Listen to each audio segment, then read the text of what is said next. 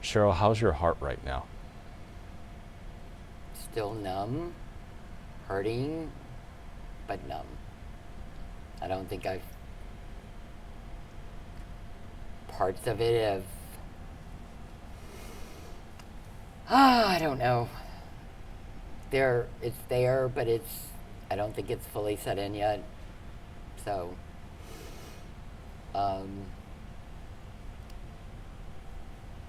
it's day by day. It's a day by day thing. And I know it'll be that journey. So, I know there's a journey to loss and then all the things that go along with this are making it 10 times more intense, maybe. Mm-hmm. Maybe thousands times more intense. I don't know. I imagine you weren't expecting that call the other week, were you? No, not at all. No. And what was that like, hearing the news of what happened to your daughter? Scream. I just scream and hit the floor. It's some 5:30 in the morning, 6 o'clock. Just gotten off the phone with him. Yeah. And I didn't even stay on the phone with them long. I mean, the minute I heard it, all I wanted to do was hang up, process it, have them there to help me process it. So that's kind of the events that happened that morning. And we've seen these wonderful photos of Stephanie smiling. Tell us about who Stephanie was. She was the most amazing. She was the friendliest person I think I've ever met in my life. She never went anywhere without her smile on her face. I think she smiled when she was angry. Mm-hmm. To get through it sometimes. But she always had a smile on her face. She always was trying to be the most positive thing she could be and outgoing, and she always reached or tried to reach for all the things that she wanted. And they weren't big things. They were, I want to do hair, I want to do nails, I want to braid, I want to cook, because she was amazing at that. I want a food truck, you know? But she never seemed to be able to get it together. And I understand you have a ring. Is that right? Show us that. Do. I now carry Stephanie with me and carry her with me. Is that her birthstone right there? This is her birthstone. Was that hers? It was not. It was something that she always wanted from me. And I had always promised to give it to her.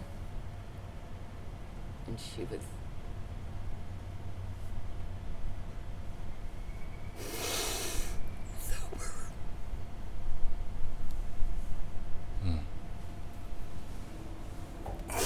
okay. And that watch. Tell me about that watch that you just showed us. Oh, it's just my watch. I just added all the pictures I could get on it. Yeah. So that I could always have her right here. Oh, does it just cycle through them? Yes. That's good. Don't ask me how. I don't know. Because I barely even know how to use it. All you got to do is look down and you'll see her. Right. And trust me, I've done it a lot. So. What are you going to miss the most about your girl? Her smile. Her positivity. Always. We'll get through it no matter what. We'll get through it no matter what. Her Bible verses she would pull from. It was like she memorized half the Bible. She could always pull them out of thin air, along with the chapter and the verse and all of it. She always amazed me with that. And we went through her Bible. What's that message she wrote in there mean to you? I sent it to her for Christmas last year. Or I guess it was the year before. 2024. And I never even knew she wrote it in there. She had asked for one, so I went searching, and I know her well enough to know she loves the big bright flowers and all of that, and she wanted something to be able to do notes on the side and color with, and because coloring was her thing. And I found that, and that's what I sent her. And when did you first read it? When I picked it up from, when it was brought to me from Zoe Freedom Center. Mike, could you grab me that Bible really quick? Are you doing okay? You're doing good. I left the tissues in the car. Would you mind just reading that message for us? No, I didn't bring my reading glasses. And just do your best. Merry Christmas 2024. The Word of God itself is a gift. But this year it's extra special because of the particular Bible my mother chose as a gift for Christmas. She knows my love for the Lord and how journaling and coloring helps my emotional, mental stability. So Lord, thank you for providing, protecting, loving, and giving me the most grace for the moments I need it. XOXO, Steph. And you just go through that Bible. She has highlighted a number of verses from Genesis all the way to Revelation. To the end. Yeah, I scanned through it myself. I'm not going to say I was surprised, but it was nice to see how utilized it was. It didn't, not a single page of this went to waste in any capacity. So She knew exactly what she liked. She highlighted everything down if it had some sort of meaning. And she wrote prayers.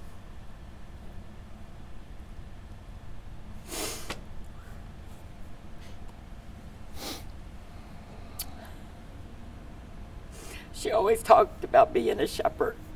That's what this is. Being the Lord's shepherd and spreading his word and getting people to love him as much as she loved him.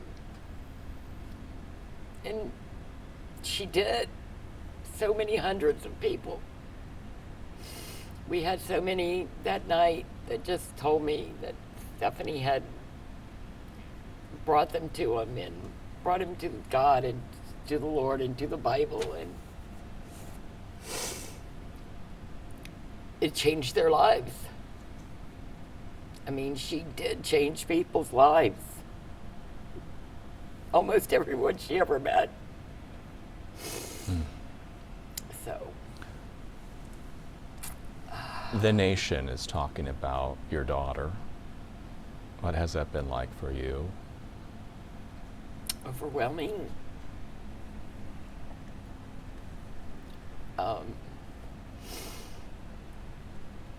Considering, especially since I don't even watch the news. TVs don't come on. And to still hear it, and to still know what's being said. People calling, people texting, are you watching this? Are you watching this? And sending me videos, and heartbreaking, crippling, and so many things. Just, I'm a loner. You know, I like it that way. You know, I can tell you, I know you said you don't watch TV, but I've done a lot of different stories about this. What do you think about what you've learned, particularly about the prosecutor, knowing that this could have been prevented, that the person who is accused of killing your daughter was released time and time again? I can't figure out how somebody could be like that. I mean, it makes no sense to me. Just at all.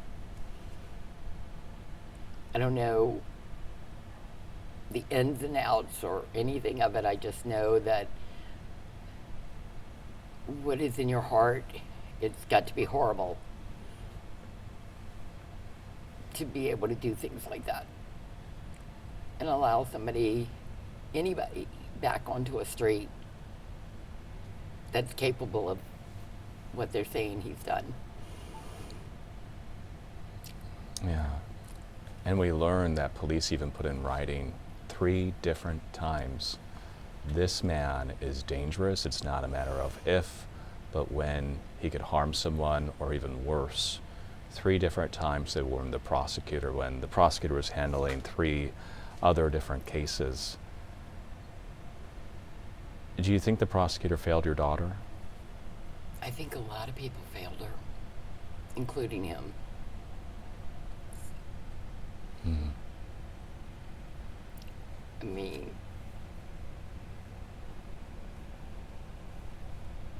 with what we have now, that's what it's looking like.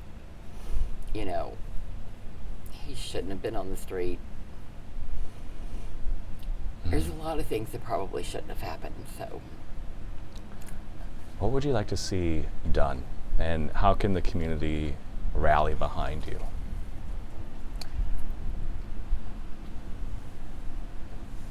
I woke up this morning with words in my head that laws need to be passed. I don't know what laws, because, again, I'm clueless on any kind of political anything. But I've wanted it to be that way. I wanted to stay away from it. So I'm just going to do some research and figure it out and see what we can do. Mm-hmm. And that's all I know right now. And coming back to Stephanie, when you saw all those people at her service over the weekend, what was that like to you? Amazing.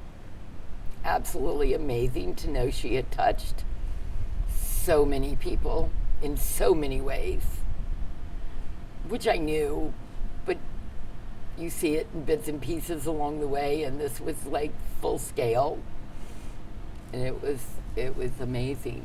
You know, I'm not even sure I got to speak to everybody that came. I tried.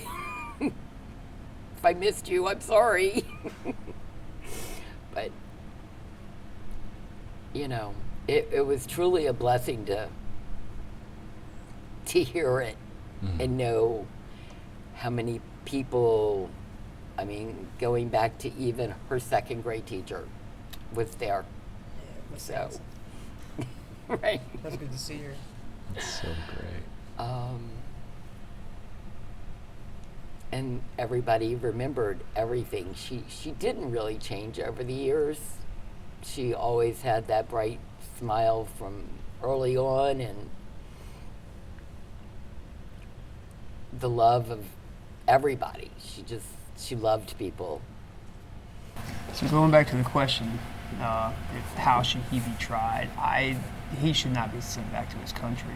He needs to be taken care of. Since all this stuff has happened, he's been let free numerous times. He needs to be tried here for sure and not be sent back to his country. That's how I feel. So you want to see him tried, do the time here, Absolutely. and then maybe after. Because who knows what will happen when he's sent back? He could be just a free man wherever he's at and walk away, do it again to somebody else. He needs to be taken care of here. And I'll ask you the same question I asked your mom. When you hear about all these drop charges, I mean, he was accused of malicious wounding twice, Yeah. and assault and battery in years 2024 and 2025. Those cases were dropped completely. And in Virginia, we call it malicious wounding, but in 49 other states, they call it attempted murder. Right. But those charges are dropped, and those victims did not see justice. And the police warning the prosecutor over and over again in Fairfax, this man is dangerous. Right. Prosecute him, but they didn't. How does that feel knowing that he was let out? I think that if it happened in other parts of Virginia, that it would have happened differently. I think some Northern Virginia areas see things differently and get things just brushed off. And yeah, I mean, absolutely, it should have never have happened. He should have never been out on the streets. You know, he had a pass to be sent back to his country back in 2020. I mean, that should have happened 6 years ago. So that's how I feel about it. Do you feel like the officials in Fairfax County failed your sister? I feel 100% they absolutely failed. Yeah, for sure. What do you think about this? I mean, I'll start with Stephanie herself as a person first and foremost. One of my favorite memories that I've remembered more recently, back in 2018, I want to say, my current wife, Andy, and I, and Stephanie decided to go to Walmart. My primary car is a little 2-seater hatchback, hard to fit 3 people in it. Stephanie was like, you know what? I'll just ride in the back. Lay down on the in the back of the hatchback and just go. And that's exactly what she did. We had a great time, just laughter, just fun, just good times.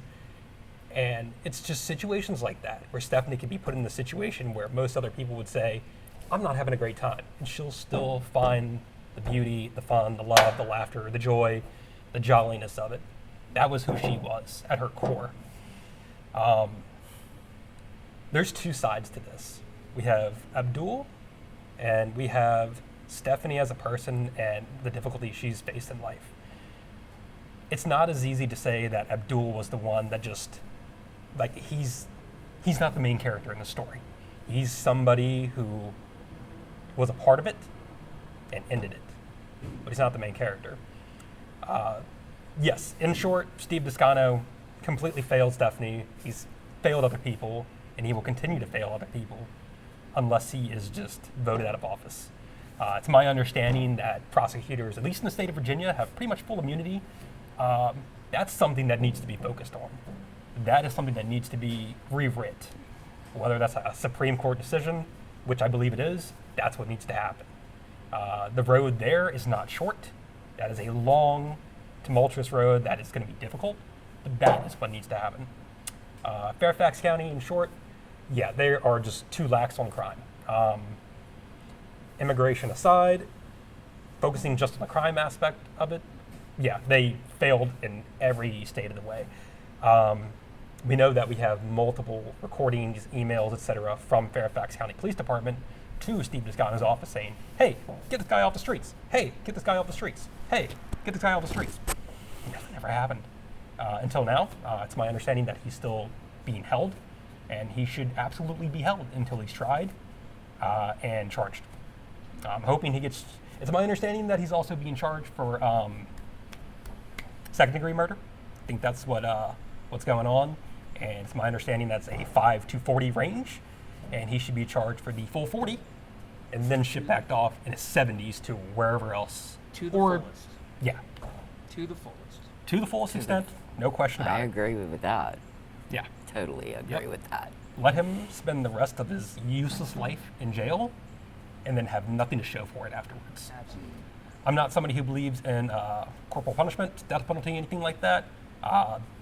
That's against my morals, my beliefs, but he should 1,000,000% be charged to the fullest extent of the law, at least in the state of Virginia.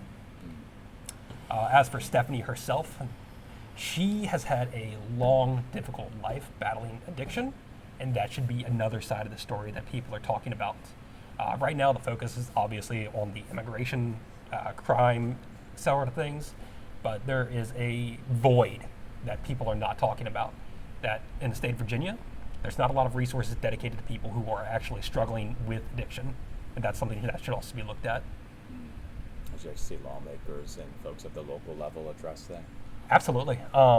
Again, things like that, it's not always clear-cut what could be done, where those resources should be allocated from, but it should be looked into. I'm not the one that has the answers to those kinds of questions.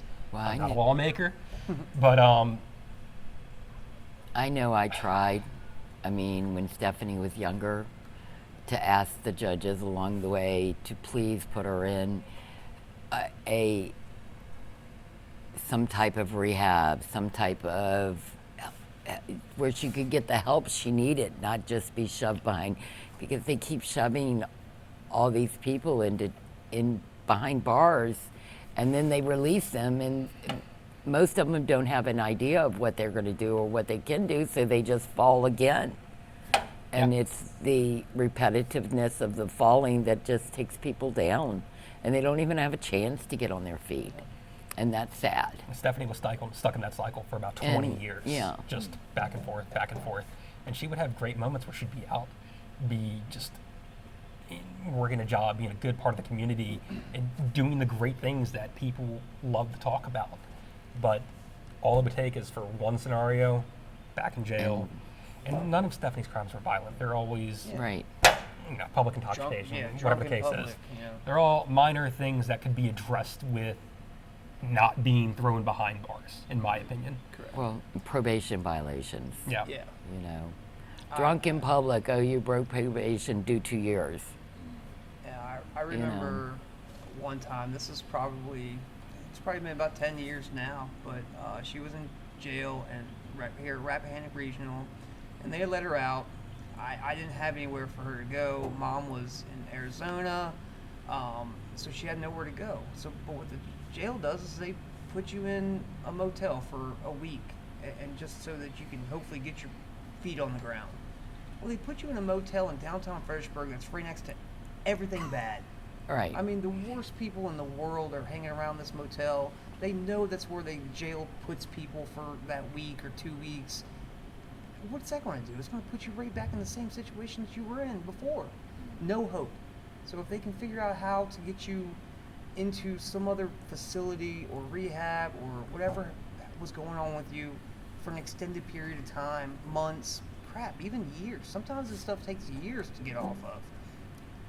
I mean, just throwing somebody in that type of situation is just going to put you right back into where you were. No help. No hope.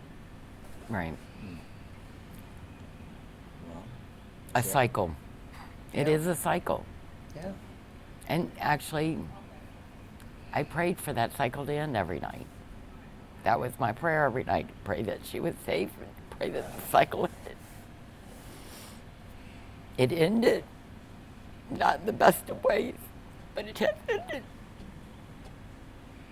I know all three of us are certainly hoping for a positive outcome in the situation in some capacity, more than it just being the death of her daughter, our sister. Something else should come of it, 100%.